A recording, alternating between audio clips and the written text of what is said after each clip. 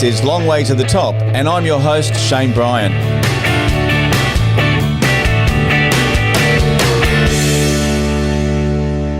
Welcome to Long Way to the Top. A few months ago, I had the opportunity to chat with the Nashville-based shock rocker, Chuck Garric, bass player for the original shock rocker, Alice Cooper. Also, Alice Cooper's daughter, Calico Cooper. Together, they formed Beasto Blanco, a incredible, raw, powerful rock and roll band with a searing live experience. Now, they've been on tour in Europe. They've recorded over there as well, and they've just released their brand new album. It's called Connecticut. So I chat with them once again, Chuck and Calico. Now, before I get into that discussion, I would love you to subscribe, leave a comment, and every month I'm going to be giving away a vinyl album to one lucky subscriber. Enjoy this chat with Chuck and Calico, Beasto Blanco.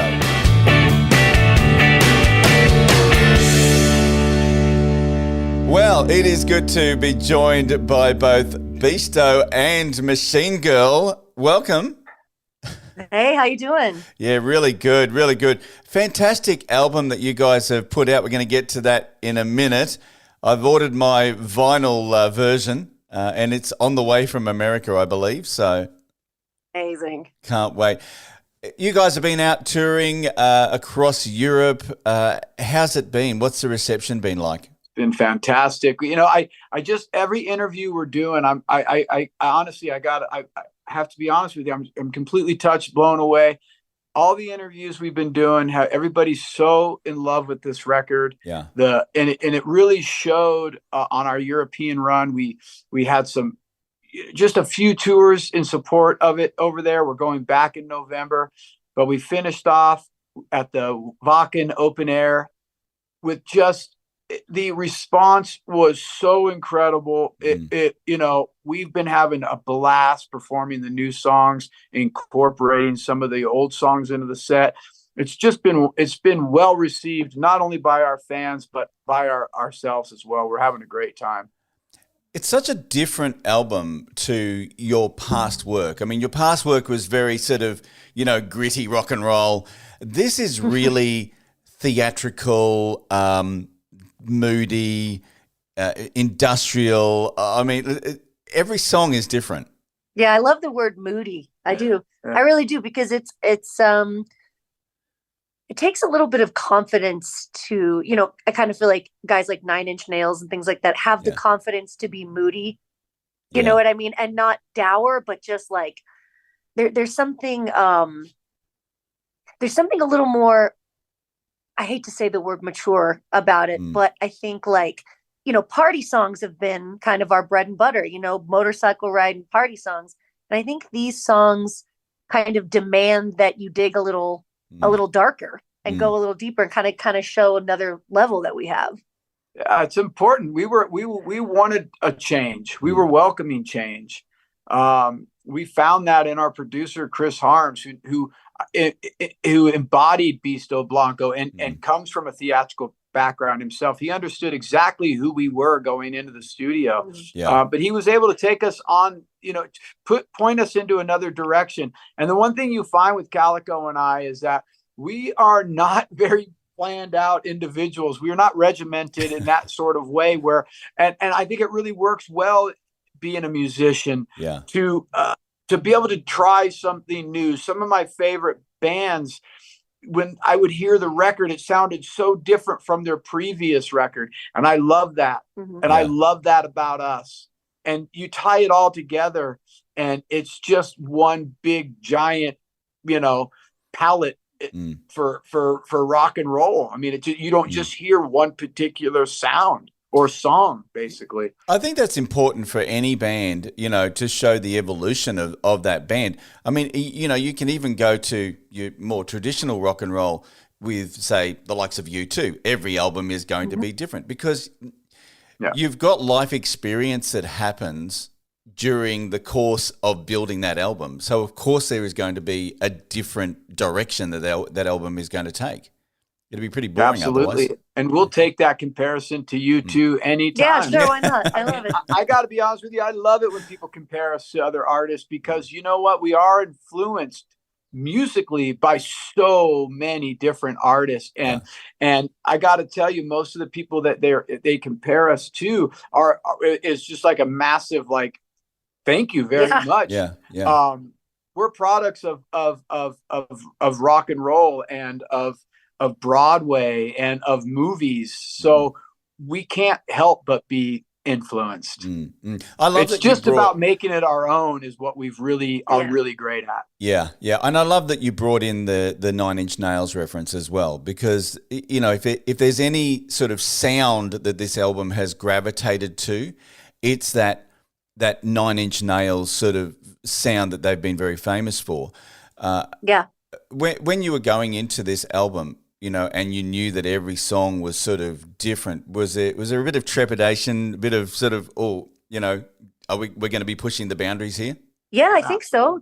Standing behind the microphone at the beginning of every session, you're reading the lyrics and you're listening to the music. And, the day before we were doing Skull Rider, and today we're doing the ballad, and I'm going, I don't know how many voices I have, right? And I didn't realize it going through it. It's all the same voice. It's all coming from the same soul, the same person, right? And so that kind of helped me beat the imposter syndrome a little bit of going, I don't know if this voice matches this record or that. And I went, wait a minute, I'm me 100%. And all of those voices are parts of me. So absolutely, it makes sense. And so I think I just sang all of my parts in my songs with the authority of me saying, it's me. Yeah. All of them are me. Yeah. Yeah. Now, you said that, you obviously working with Chris Harms, very theatrical. You guys are very theatrical anyway. Did he have a lot of influence on this album in terms of, direction for that sound? Absolutely. Yeah. I mean, he came in as, hey, I've written a couple of songs. I would love to hear what you sound like on them, Chuck. Let me know what you think of this. And when he heard my voice on the songs that he was coming up with, we knew instantly that we were on to something. But what I loved mostly about Harms was that not only was he acting as, co-songwriter, but he was acting as producer, and he knew exactly what he wanted. He knew where we were going and what the mix was going to be like before we even started. And that's the sign of a real producer, of somebody who has a vision. And Chris Harms did not waver from that. And nor did he get any friction from us as well. I trusted him 100%, even when I knew that song is so different from Beasto, but yet I trusted him so much that I knew that it was all going to tie in together perfectly. Yeah. He obviously, for those who don't know who Chris Harms is, Lord of the Lost, the band. They're a German dark rock band. We know them from Eurovision 2023. How did you guys meet? Yeah, we were in Germany. We were on tour, or I wouldn't necessarily call it a tour, but we were playing a couple of shows with some of our friends in Frankfurt, big shows in a stadium. And a guy by the name of Eric Burton came in to watch us because he had heard about Beasto Blanco. And he was from Schubert Publishing Company.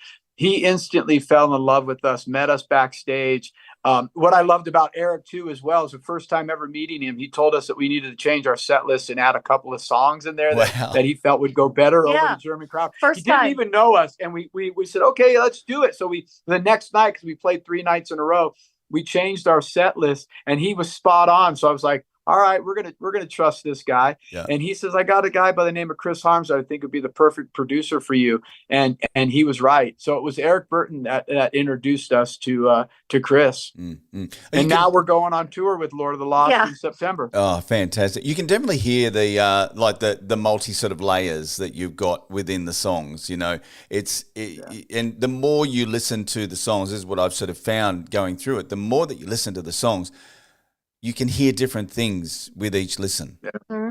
Sure, that's what it's all about, right? It's like these little gems. I mean, it's the reason why I love music so much is I can, still listen to some of my favorite bands. I'll go back and listen to a Queen album or something and go, oh my gosh, I didn't even hear that before. And that's us, growing our, our musical, senses, if you will. And we just start listening differently. And that's what's important. Yeah. And I'm a music nerd, so when I listen to music, I get really excited about, I'll play Chuck a bunch of tracks and I go, okay, so listen here, how you can barely hear it, but this riff is the same through the whole record. They bury it in every song and blah, blah, blah, blah. And like, I've always been that way. And so it's cool to have made a record that other people are reacting that way to. Yeah. No, I completely agree. Talking about, I guess different riffs and that some of the songs, if we can just go through a couple of the tracks on the album, I really love Slide. There's a really solid sort of sound that's coming through that. You've kind of buried the vocals a bit. You brought the instruments out, and you've made it really sort of like dirty. And I love that you've done that. Slimy. Yeah. So it's one of the songs that when we talk about that tune, it was the last song we recorded for the record. And it was one of those songs where, we almost forgot about it because I had taken the song and rewrote the lyrics. And Chris Harms had another working title for it. And I had a different title than him. And he kept bringing up this song. And I'm going, what song is he talking about? I don't even know what he's talking about. So we just kept putting it on the back burner. And then he said, hey, we got to work on this song. And I honestly think the song title, he called it Securities or Insecurities or something. And I go, what song are you talking about? And he played me a little bit. I go, oh, you mean Slide. And he goes, what the fuck you mean Slide? What is that? And I go, no, I rewrote the lyrics. So he goes, all right, well, let's get in there and let's hear what you got. And as soon as I'm floating and I'm drifting. And it was like, oh, that we're on to something here. So then everybody just sort of went, okay, come back in here. Let's talk about what we're doing. And we got that dirty bass line in there. Yeah. We just made it as raw as we could and as commercial, but yet just rock and roll as possible. So it's got a lot of, that's the thing about this record, Connecticut, is you can call it whatever you want, but we really focused on lyrics, hooks, and giving the listener a vision when they're listening to the song. Yeah. It's definitely my favorite song on the album. I'm just putting cool. it. I'm loving hearing what people's favorite songs are. Yeah. They're all different. I bet they are. Every time we do an interview, it's like, oh no, this and this, and I'm going, thank you, God, for this. Yeah, good. Yeah. Now, obviously, Unreal. Chris actually sings on the song. What was that like? Because you're handing over not really handing over the reins, but you're saying, okay, come on, you can join us. It was his idea. Right. We wanted him on it. Yeah.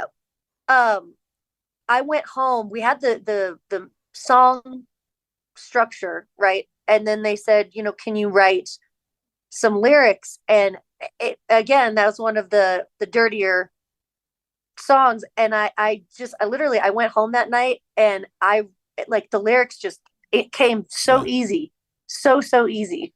And there was all this wordplay. And sometimes no matter what you do in life, like whatever your hobby or your job is, sometimes you just have one of those days where you just crush it. Yeah. And I went home, I laid on the couch, right, in our apartment we were staying at, and I was on my phone, and I just started writing the smuttiest lyrics. And I turned it over, and I'm reading them to Chris and Chuck, and they're both like, whoa. And I was like, well, you asked me to do it, so. Yeah, we were kind of going for, one of the artists that we love a lot of, we really admire is K-Flay, but at the same time, I love Chris Harms' voice. Yeah. And we heard the bridge section, and it was just obvious. Like I said, man, you're not going to get any friction from Calico and I. When something is right, and we're not going to do something because our egos demand it. Mm-hmm. Chris Harms needed to be on this record. Absolutely. He's a game changer for us. And again, he crushed it, and it's been such a well-received track. Yeah, fantastic track. Now, talking about singing in that. Now, most of the songs, obviously, Calico, you harmonize. Nobody Moves. You've stepped out and gone, nah, no, I'm going to do this one. What was that? Yeah. I mean, you do that obviously in other songs, where you swap roles and that. But what was it about this song that made you want to take over? He said we got into the studio and Chuck's talking about, we don't, most of the time, there's some exceptions, but most of the time we don't know who's going to sing the song. Right. And it just sort of we let the environment sort of stuff influence us. And I think we were really inspired by that European sort of Nightwish spy voice, yes. This beautiful thing, and this answer back. And usually it's him singing and I answer back. So me stepping out and singing and him doing the answer back felt like that hadn't been done yet on the record, and so we do it live all the time with songs that don't necessarily have that on the record. We've switched it around to do that. So we're like, people seem to love that, so let's try it. And we just played it, at Vakken and stuff, and everybody's singing along. I don't know how they know it so fast, but they're going, oh, right. It was the best feeling in the world, really. Yeah. And that was Chris's, baby. I had written that whole entire song, but when I presented it to him, the one thing I wasn't happy with was my verses. Yeah. So Chris took it home that night and showed us what his thought were and we loved it instantly and just started writing down lyrics, man. Yeah. Now, speaking of Vakken, you were obviously, you completely rocked it. Yeah. What was it like? Because the audience was insane numbers. Yeah, it was incredible, man. It's the perfect place for bands like ourselves. It's the perfect combination of lovers of music and bands who love to play in front of big crowds. It just was a perfect combination. And not only that, but everybody's just getting along and hanging out and supporting each other. And it really is a fantastic community. Yeah. Now, you guys are going back on tour. I believe you're heading out with the Dead Daisies. We're heading out with them in November in Europe, and then hopefully we're going to get out to Australia sometime soon. Yeah, we really want to make it that'd there. be great. Hey, get us out there, man. Keep pushing us, and we appreciate you. You were here. You were here in April for that Pandemonium. I would love to see. I'd love to see you guys here just doing a tour, and maybe even with Doug and John from Dead Daisies. Be fantastic, man. We would love it. What a combination, we hope to, man. Yeah, fantastic. Yeah, for sure, bro. Thank you so much, man. We look forward to seeing you. And we'll definitely do Slide. Absolutely. Thank you so much, Chuck and Calico, for joining us on the show. Talk to you soon, my friend. Bye. See you later. Bye. Hit plus or follow to subscribe to the podcast, and head over to Facebook at The Long Way to the Top Podcast and give us a like. Keep on rocking, and I'll catch you on the next episode of Long Way to the Top.